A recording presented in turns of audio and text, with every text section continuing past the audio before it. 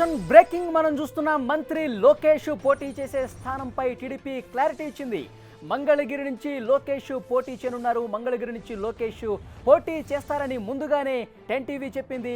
నిన్నంతా 10 TV screen మీద ఇదే విషయంపై 10 టీవీలో చర్చ జరిగింది. మంత్రి లోకేష్ మంగళగిరి స్థానం నుంచి పోటీ చేసే అవకాశం ఉందని నిన్న 10 టీవీ బ్రేక్ చేసింది న్యూస్ని. లోకేష్ పోటీతో కృష్ణా, గుంటూరులోని 33 నియోజకవర్గాలపై ప్రభావం ఉండనుంది. ఈ నేపథ్యంలో మంగళగిరి స్థానం నుంచి లోకేష్ పోటీ చేయబోతున్నట్టుగా తెలుస్తోంది. టీడీపీ ఈ విషయంపై క్లారిటీ ఇచ్చినట్టుగా తెలుస్తోంది. పూర్తి డీటెయిల్స్ తెలుసుకుందాం. మా ప్రతినిధి రవిచంద్ లైవ్లో డీటెయిల్స్ అందించడానికి సిద్ధంగా ఉన్నారు. రవిచంద్, ఎట్టకేలకు టీడీపీ క్లారిటీ ఇచ్చినట్టుంది. మంగళగిరి స్థానం నుంచి లోకేష్ పోటీ చేయబోతున్నట్టుగా తెలుస్తోంది. పూర్తి వివరాలు ఇవ్వండి.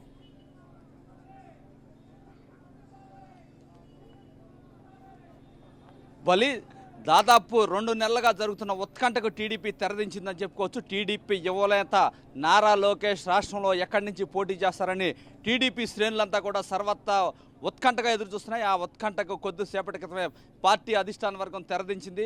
గుంటూరు జిల్లా రాజధాని ప్రాంతంలోని మంగళగిరి నుంచి లోకేష్ బరిలో దిగబోతున్నారు. కొద్దిసేపటి క్రితంగా అధికారికంగా ఆయన కార్యాలయ వర్గాలు దీన్ని ధృవీకరించాయి. 10 టీవీ గత చాలా కాలంగా కూడా లోకేష్ మంగళగిరిని పోటీ చేస్తారని చెప్పి ప్రత్యేక కథనాలు కూడా ప్రసారం చేసింది. గతంలో ఒక నెల రోజుల క్రితం కూడా ఒక పెద్ద స్టోరీ కూడా ప్లే చేయడం జరిగింది. నిన్న కూడా మొత్తం కూడా 10 టీవీ మంగళగిరి కథనం నడిపింది. అయితే కొన్ని మీడియా సంస్థలు మాత్రం వైజాగ్ అని చెప్పినప్పటికీ 10 టీవీ మొదటి నుంచి కూడా మంగళగిరి స్థానంపై లోకేష్ పోటీ చేస్తారని ఖచ్చితమైన ఏదైతే అభిప్రాయాలు కూడా నిన్న చెప్పడం జరిగింది. మనం కూడా నిన్న కూడా లైవ్లు ఇచ్చాం. లోకేష్ మంగళగిరిలో పోటీ చేస్తారు, దానికి కారణాలు కూడా ఉదహరించాం. ఇప్పుడు చూస్తే కనుక మంగళగిరిలో చాలా కాలంగా కూడా తెలుగుదేశం పార్టీ అంత బలంగా లేదనే ఒక టాక్ అయితే వస్తుంది.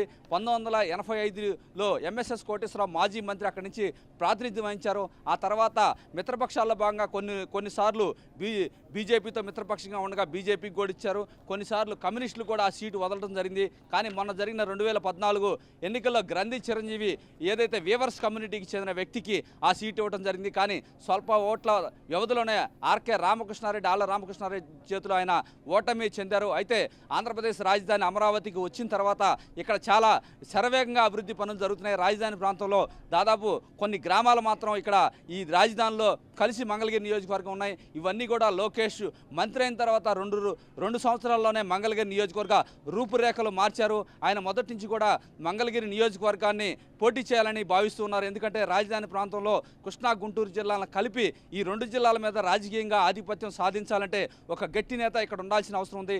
గతంలో కూడా హైదరాబాద్లో ఏ విధంగా గ్రేటర్ హైదరాబాద్ పరిధిలో ప్రాంతాలు పెరిగాయో, ఓటర్స్ పెరిగారో, రాబోయే రోజుల్లో కూడా రాజధాని ఇక్కడికి వచ్చింది కాబట్టి రాష్ట్రంలోని వివిధ ప్రాంతాలకు సంబంధించిన ప్రజలు కావచ్చు, వ్యాపారస్తులు కావచ్చు, ఉద్యోగస్తులు అందరూ కూడా మంగళగిరి చుట్టుపక్కల ప్రాంతాల్లో ఉంటారు. వీరంతా కూడా తెలుగుదేశం పార్టీకి చాలా అనుకూలమైన వాతావరణంలో ఉంటారు. వీరంతా టీడీపీకి ఫేవర్గా ఉండే అవకాశం ఉంది.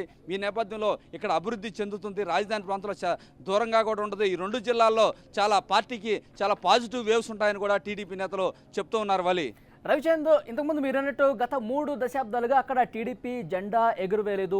టీడీపీ క్యాడర్ కూడా అంత బలంగా లేదని తెలుస్తోంది. ఈ నేపథ్యంలో లోకేష్కి అక్కడి నుంచి పోటీ చేసే ఎందుకు అక్కడ పోటీ చేసే అవకాశం కనిపిస్తుంది? ముఖ్యంగా ఏదైనా ప్రత్యక్ష రాజకీయాల్లో మొదటిసారి లోకేష్ వస్తున్న నేపథ్యంలో బలంగా క్యాడర్ ఉన్న ప్లేస్లో లోకేష్ని బరిలో దింపుతారనే ఒక వాదన జరిగింది. ఈ నేపథ్యంలో అంత పట్టులేని స్థానంలో ఎందుకు అంటే దోహదం చేసిన సమీకరణాలు ఏమై ఉండొచ్చు అంటారు?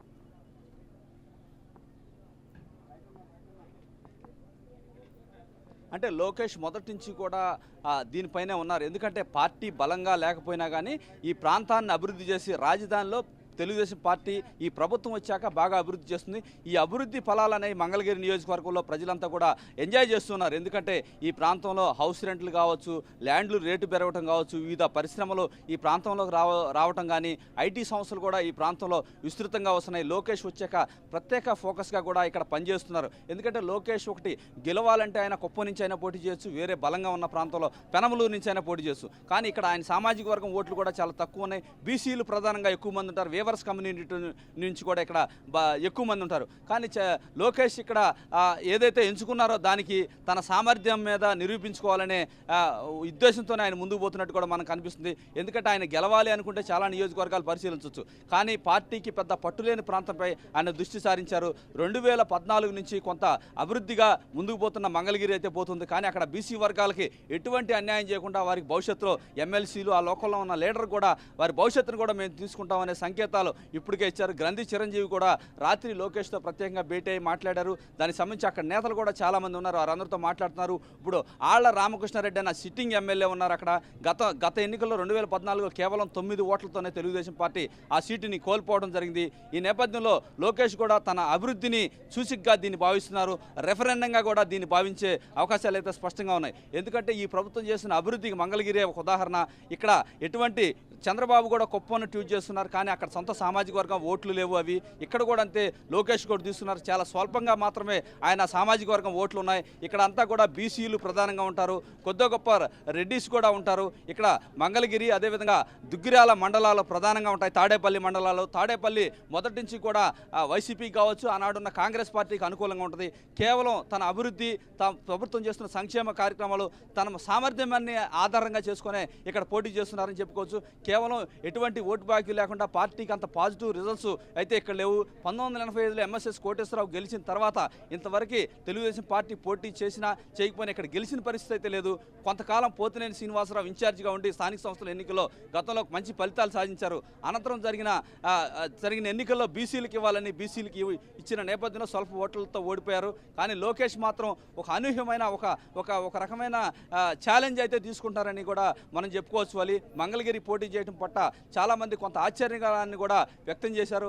ఎందుకంటే ఆ మంగళగిరి కొంత ఏదైతే ప్రతిపక్షానికి అనుకూలంగా ఉండే పరిస్థితి ఉంటుందేమోననే అనుమానాలు అయితే కొంతమంది వ్యక్తం చేస్తున్నారు. కానీ వీటన్నింటినీ పటాపంచలు చేస్తూ నారా లోకేష్ దాని డెసిషన్ అయితే బయటకు పెట్టారు. ఇట్టి పరిస్థితిలో మంగళగిరిలో పోటీ చేసి ఘన విజయం సాధిస్తామనే ధీమా కూడా వ్యక్తం చేస్తున్నారు. వాళ్ళు థ్యాంక్ యూ రవిచంద్.